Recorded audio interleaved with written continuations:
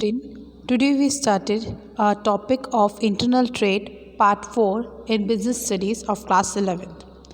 Now we discuss about main documents used on internal trade. The following are the main documents used in the internal trade. That is, first is invoice.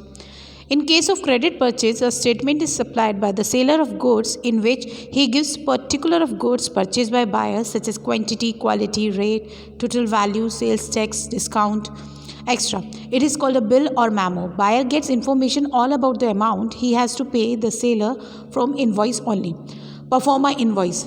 The statement containing the details of goods consigner to the consignee is known as a pro forma invoice. It gives a particular as a regard quantity, quality, price and expenses incurred on the goods. Consign. In case of consignment, consignee is an agent of a consigner who is supposed to sell goods on behalf of consigner, and this statement is only for his information. It is known as interim invoice.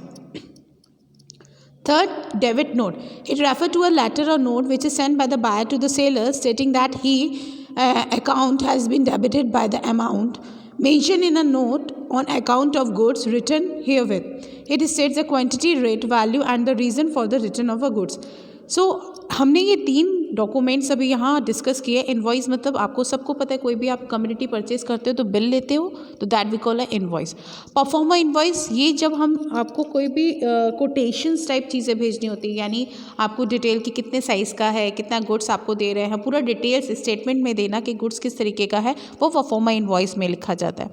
Debit note ये buyers seller को देता है. इसमें लिखा जाता है कि इतने अकाउंट से आपका डेबिट किया जाएगा. जब भी कोई रिटर्न पॉलिसी होती है, जब कोई रिटर्न करना होगा तो इस रेट से आपको वापस किया जाएगा, तो उसके लिए हम डेबिट नोट का यूज़ करते हैं.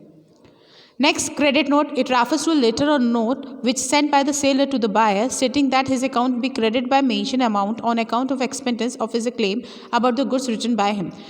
अब क्रेडिट नोट में क्या होता है, जब भी गुड्स वापस किए जाएंगे तो इतने अमाउंट से अकाउंट में उनके क्रेडिट होगा, इतना अमाउंट उनके पास जाएगा, वो चीज़ क्रेडिट नोट में मेंशन की जाती है.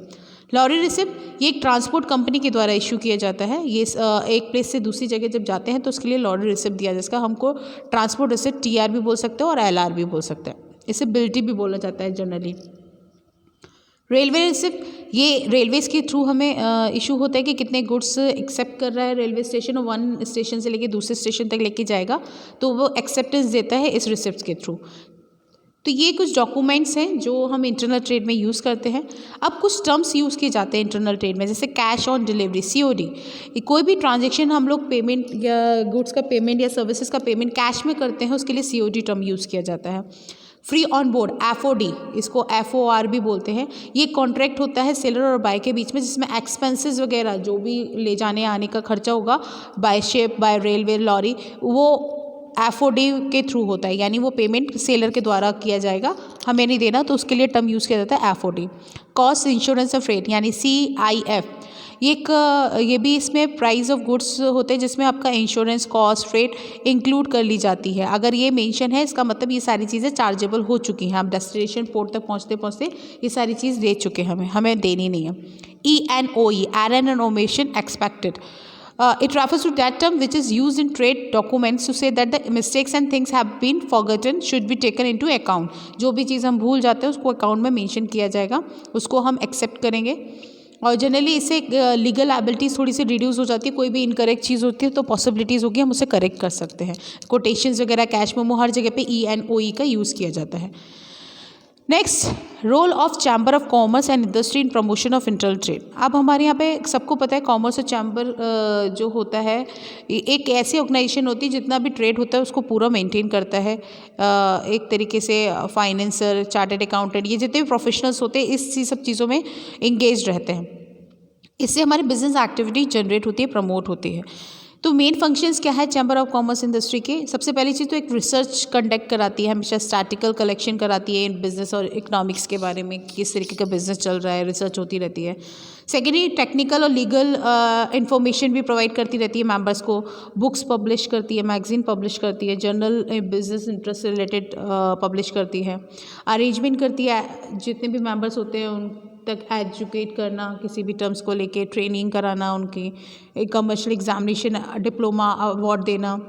इंडस्ट्रियल एग्जीबिशंस प्रोवाइड कराते हैं, फेयर वगैरह लगवाते हैं जिससे प्रमोट हो ट्रेड। जैसे आपने देखा होगा दिल्ली में लगती है एक्सम ट्रेड लगती है, जिसमें बहुत बड़ी बड़ी बहुत वैरायटी ऑफ रेंज के गाड़ियाँ लगती हैं।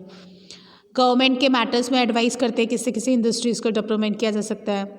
सर्टिफिकेट दिया जाता है एक्सपोर्टर्स को। Next, representation of business interest, जो भी किसी की कोई प्रॉब्लम होती है किसी भी चीज़ को लेके उसको सॉर्ट आउट करने की कोशिश करते हैं। जो भी डिस्कशन होता है किसी भी बिजनेस कम्युनिटी को लेके प्रॉब्लम्स, उसको डिस्कस किया जाता है और हमेशा जो भी डिस्प्यूट्स होंगे मेंबर्स के बीच में उसको शॉर्ट आउट करने की पूरी कोशिश की जाती है। तो ये चैप्टर यहाँ पे कंप्लीट होता है। इस चैप्टर से रिलेटेड किसी में भी कोई भी प्रॉब्लम हो आप ERP के थ्रू स्टूडेंट पूछ सकते हो। Thank you so much student, thank you.